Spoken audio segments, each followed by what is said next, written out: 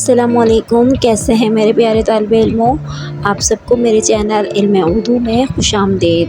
اگر آپ میرے چینل پر نیو ہیں تو برائے مہربانی میرے چینل کو سبسکرائب کیجیے۔ جیسا کہ آپ کو پتہ ہے کہ ہمارا ٹاپک چل رہا ہے کرکٹ اور مشاہرہ۔ آپ کو اس کی ویڈیو مجھے امید ہے اچھی لگی ہوگی، جس میں میں نے آپ کو کرکٹ اور مشاہرے کے حوالے سے مکمل معلومات دی تھی۔ آج ہم اس نظم کی تشریحات پر بات کریں گے اور بہت ہی آسان انداز میں آپ کو کرکٹ اور مشاہرے کی تشریحات سمجھائیں گے اور اس کے اندر جو مشابہت ہے اس کو واضح کریں گے۔ تو ہم چلیں سیکھتے ہیں اپنی تشریحات کو۔ چلیے آج اردو ادب کے ایک انتہائی دلچسپ اور مزاحیہ شاہکار کی بات کرتے ہیں۔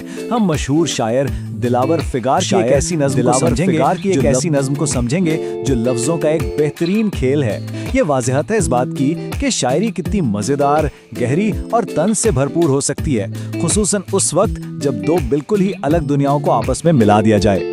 تو چلیے اس پوری بات کو کھول کر دیکھتے ہیں۔ آخر ایک انتہائی تہذیب یافتہ مشاعرے اور پسینے سے تر کرکٹ میچ میں کیا مشترک ہو سکتا ہے؟ ظاہر ہے سننے میں یہ بالکل عجیب لگتا ہے۔ ایک طرف مشاعرہ ہے، نشست و برخاست کے آداب، مکمل خاموشی اور ادبی ذوق، اور دوسری طرف کرکٹ کا میدان، شور و غل، پسینہ اور جسمانی طاقت۔ لیکن دلاور فگار نے ان دونوں کو جس کمال سے جوڑا ہے نا، وہ واقعی سمجھنے کے لائق ہے۔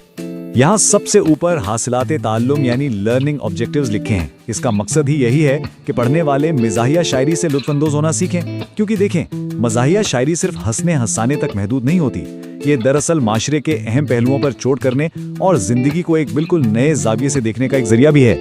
اب نظم کے آغاز کو ہی دیکھ لیجئے۔ شاعر کی ذہانت یہاں سے شروع ہوتی ہے۔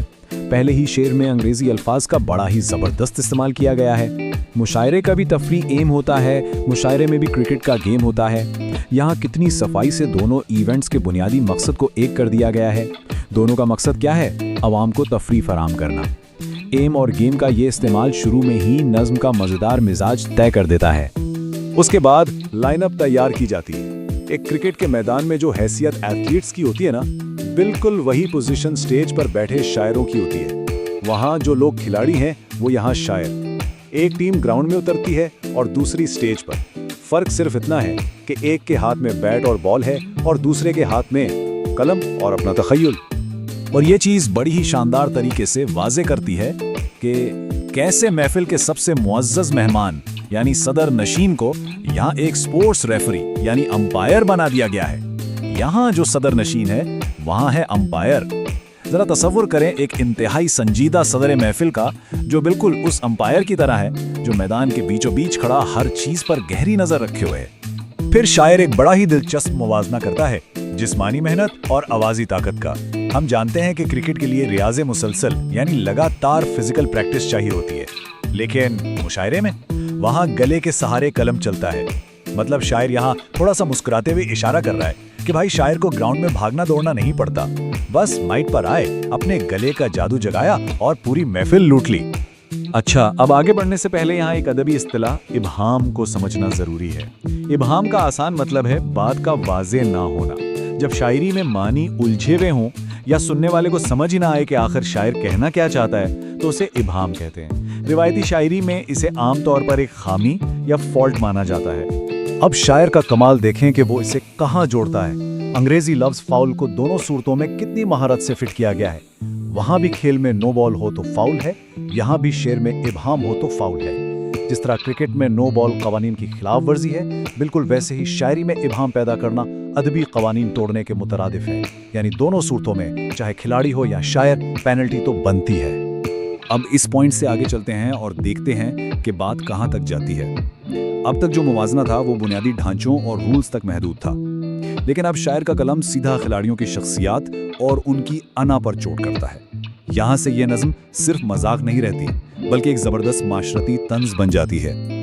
دیکھیں کرکٹ میں کیا ہوتا ہے، ایک واضح ٹیم ڈائنامک ہوتی ہے، ایک کپتان ہوتا ہے جو پوری ٹیم کو لیڈ کرتا ہے، لیکن مشاعرے کی دنیا میں وہاں تو ہر شاعر کسی کپتان سے کم نہیں ہوتا، یہاں ہر ایک پلیئر بجائے خود کپتان۔ یہ دراصل ایک طنز ہے کہ محفل میں بیٹھے ہر شاعر کی ایگو اتنی بڑی ہوتی ہے کہ وہ بس خود کو ہی پوری محفل کا مرکز سمجھتا ہے۔ اب اس پوری نظم کا سب سے کرارا اور چبھنے والا حصہ آنے والا ہے، لیکن اس سے پہلے ایک لفظ کو سمجھنا بہت ضروری ہے، متاثر۔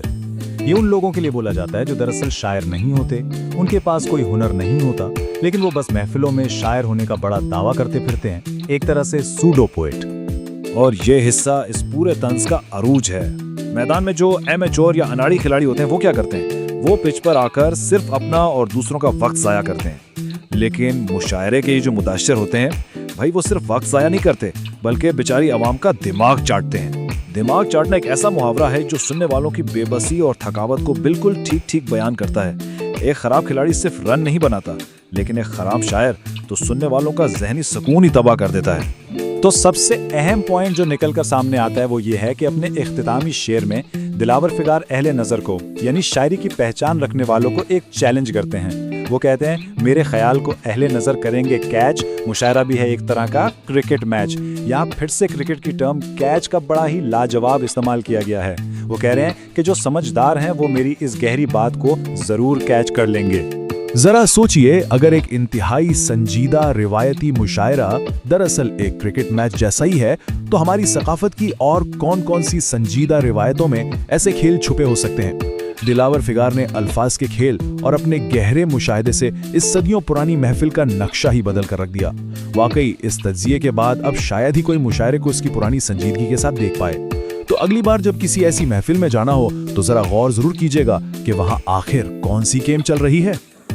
मुझे पूरी उम्मीद है आप लोगों को ये नज़म बहुत अच्छे से समझ में आ गई होगी। इसकी तशरीह का एक एक पॉइंट आपको क्लियर हो गया होगा।